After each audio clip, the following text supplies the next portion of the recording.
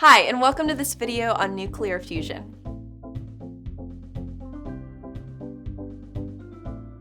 Let's begin with a quick review of the atom, elements, and standard chemical reactions, as this will prove useful for understanding the details of nuclear fusion. An atom has a positive nucleus surrounded by a cloud of electrons. The nucleus is made up of nucleons, neutrons, and protons.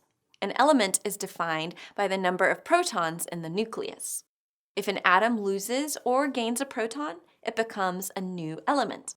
For example, if a sodium atom loses a proton, it would become a negative ion of neon.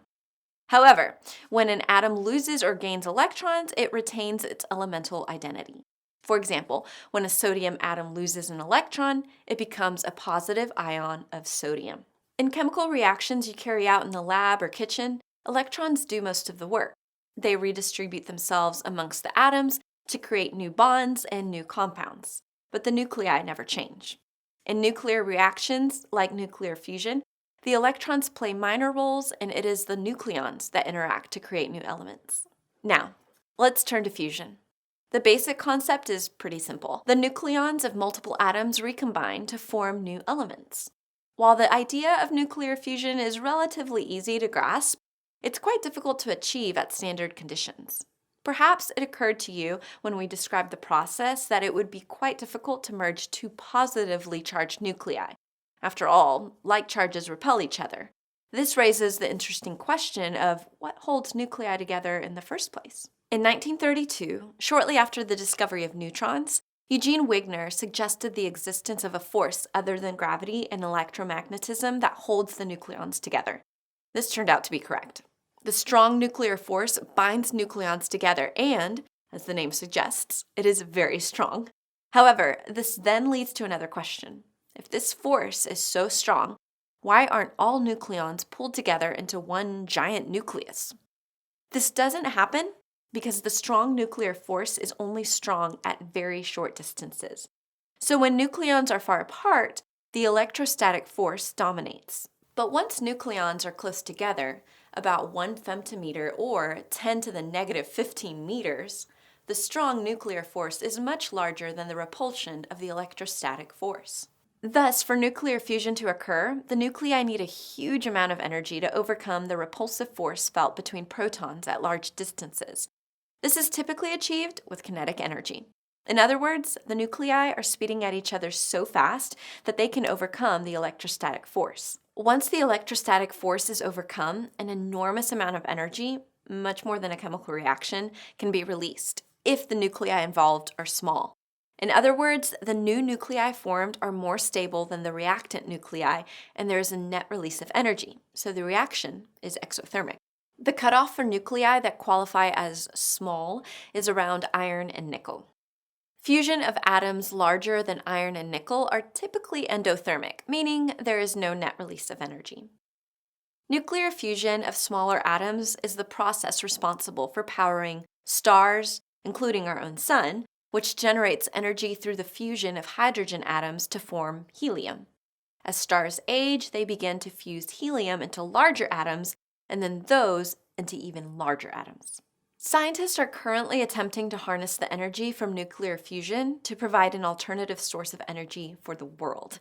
Unfortunately, it is challenging to generate the conditions necessary for fusion.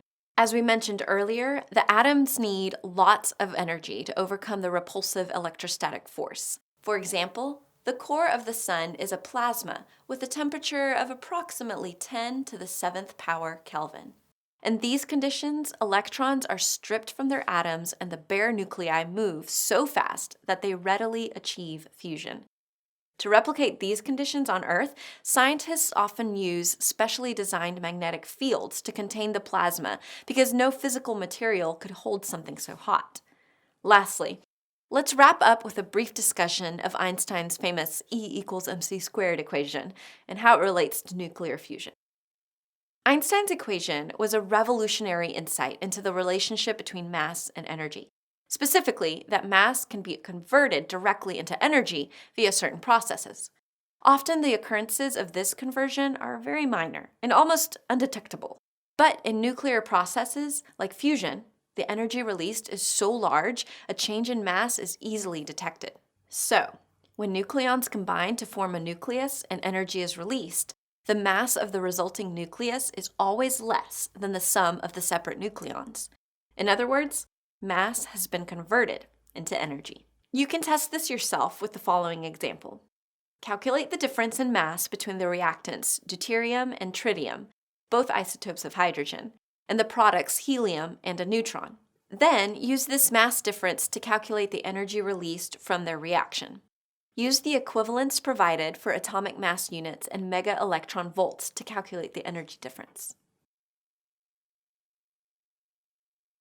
0.018785 AMU times 931.5 MeV over 1 AMU equals 17.5 MeV. So, in this reaction, 0.018785 AMU is converted to 17.5 MeV.